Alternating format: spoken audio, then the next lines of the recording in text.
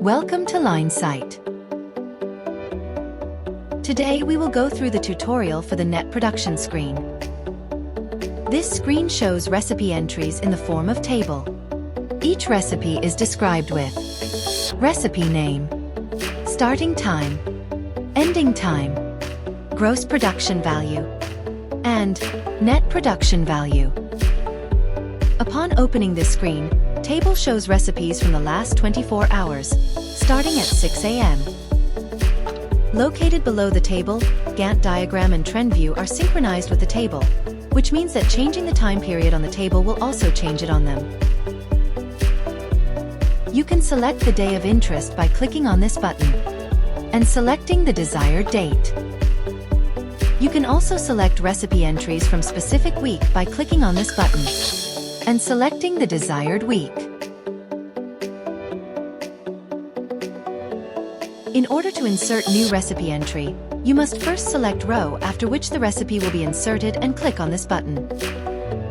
If none of the rows is selected, recipe will be added at the end of the table. To delete recipe entry, first click on the desired row and press this button. In order to modify existing recipe entry, first select the entry and then click on this button.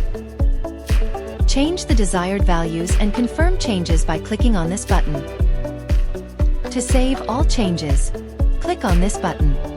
Recipe can also be modified by using the right mouse click on table row, selecting the recipe entry from Gantt diagram and clicking on this button, or by using the right mouse click directly on Gantt diagram. Time period for Gantt diagram and trend view can be changed by selecting the time period directly on the diagram or by using the trend view controls. Zoom in, zoom out. Move forward. Move backward.